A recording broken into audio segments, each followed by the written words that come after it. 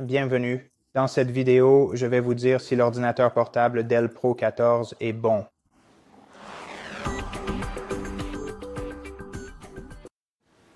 Donc, cet appareil est généralement considéré comme un ordinateur portable professionnel d'entrée de gamme, destiné à une utilisation quotidienne pour travailler dessus, l'utiliser au bureau, naviguer sur le web, programmer. Regarder des vidéos en streaming et il est bon dans presque tous les domaines. C'est l'étape suivante après leur Dell Latitude 3450. Et en général, je pense qu'ils ont vraiment essayé de faire quelque chose qui ressemble un peu à un MacBook. J'ai tendance à penser que même l'ajout du mot Pro dans le nom qu'ils ont choisi d'utiliser à la place de la gamme Latitude pourrait tout à fait nous laisser suggérer cette orientation, tout comme ce petit indicateur d'espace lumineux situé à l'avant. Mais pour tout le reste, je dirais que c'est tout à fait fidèle à la manière dont Dell procède traditionnellement pour ses produits. Alors commençons par le design. C'est très simple, mais cela semble solide et inspire vraiment confiance en main. En fait, il est plutôt lourd. Je dirais qu'il pèse un peu plus d'1 kilogramme. Donc, je dirais environ 3 livres, si on parle en livres. Et le design est globalement très agréable au toucher et à l'utilisation. Comme vous pouvez le voir, on ne peut pas l'ouvrir complètement d'une seule main. Cependant, si vous retournez simplement l'écran de l'autre côté, il commencera à toucher le bureau,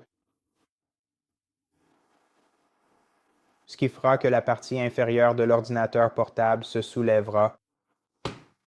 Donc, en gros, on peut l'ouvrir d'une seule main, c'est juste que ce n'est pas aussi facile qu'avec les MacBooks ou certains autres ordinateurs portables que j'ai vus. Mais de manière générale, cela n'enlève rien aux excellentes charnières de cet ordinateur portable qui permettent à l'écran de rester en place à n'importe quel angle. En gros, ils ont un design vraiment réussi. En termes d'apparence, je dirais que j'aime cette simplicité d'utilisation en termes de fiabilité. De plus, cet appareil est très flexible. On peut retourner l'écran jusqu'à 180 degrés. Et aussi en termes d'évolutivité, car la mémoire RAM de cet ordinateur portable est évolutive et on peut y installer jusqu'à 64 gigaoctets de RAM, si vous pouvez vous le permettre, bien sûr. Qu'est-ce qu'on a d'autre ici? Nous avons la webcam. C'est une caméra Full HD selon les spécifications. Elle n'a pas de fonction de reconnaissance faciale intégrée. Nous avons seulement la reconnaissance d'empreintes digitales en option, ce qui malheureusement manque à ce modèle en particulier. Mais nous avons ce cache manuel, ce qui est super. Je crois que Dell les utilise depuis un moment déjà sans passer à des options automatiques. Eh bien, je pense que ce qui fonctionne n'a pas besoin d'être changé. Donc, c'est peut-être une bonne chose qu'il soit resté sur ce choix. Maintenant, l'écran en lui-même n'est pas très impressionnant. C'est un écran IPS Full HD qui est très agréable pour les yeux.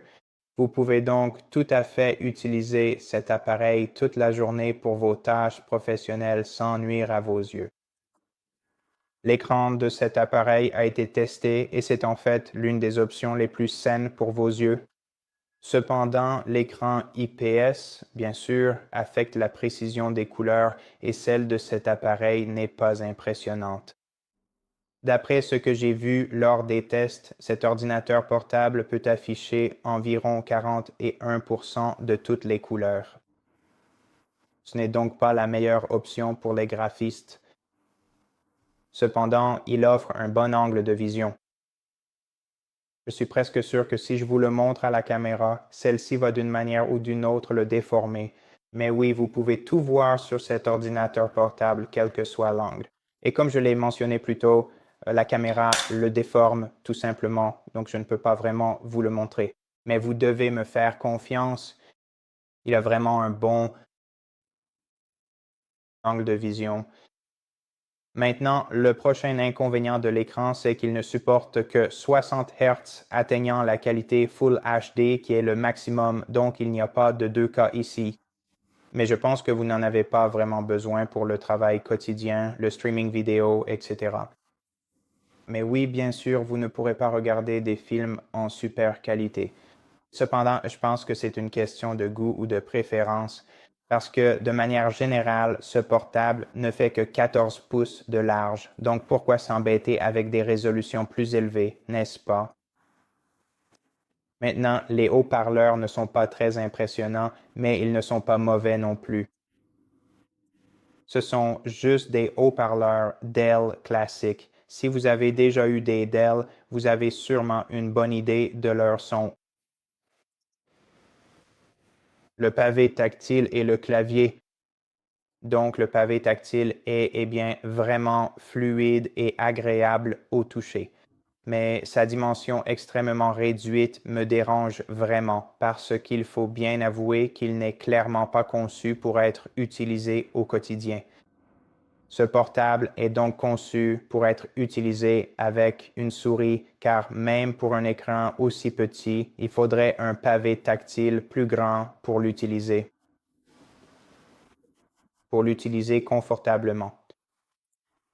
Cela dit, il reste quand même assez utilisable pour des tâches mineures, mais sûrement pas pour une utilisation prolongée. Donc, si vous voulez utiliser ce portable de façon générale, il va vous falloir une souris externe. Maintenant, le clavier en lui-même est excellent. La qualité est très bonne.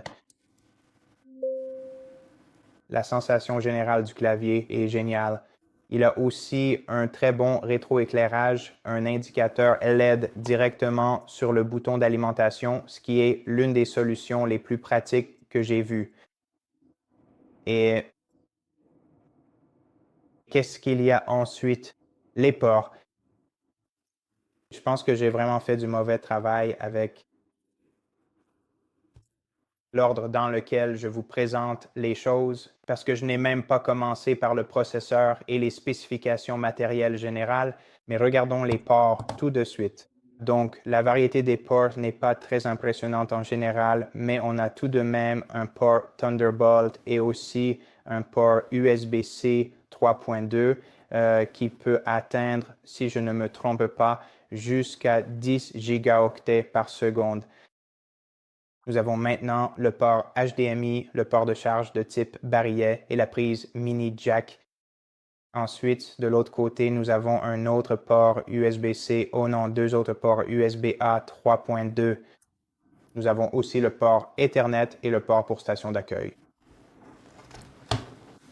Passons maintenant au matériel puisque je l'ai brièvement mentionné tout à l'heure. Cet ordinateur portable est proposé avec une bonne variété de processeurs Intel différents. Ce modèle en particulier est équipé d'un Intel Core i5 U100 qui est un excellent processeur et en fait ce modèle est actuellement le moins cher sur Amazon. Son prix est inférieur, il est à peine à 600 $, ce qui est un excellent tarif pour cette machine si vous cherchez quelque chose pour un usage quotidien. Et oui, de manière générale, je ne sais pas quoi ajouter d'autre. Je n'ai pas mentionné donc les charnières, la conception, c'est excellent, l'autonomie aussi, bien sûr. L'autonomie de la batterie est vraiment impressionnante sur ces ordinateurs portables car cet appareil peut tenir jusqu'à 15 heures d'utilisation quotidienne. Si vous utilisez le niveau de luminosité moyen et que vous effectuez simplement vos tâches quotidiennes, il peut vous offrir jusqu'à 2 jours complets de travail sur une seule charge, ce qui est vraiment impressionnant. Et l'adaptateur secteur, bien sûr, qui est fourni avec cet ordinateur portable. Le mien possède ce témoin LED pour s'assurer qu'il reçoit bien l'alimentation électrique. Cet appareil est alimenté par un adaptateur de 65 watts. Et il n'y a pas grand-chose de plus que je puisse vous dire à ce sujet. Il supporte aussi le Power Delivery.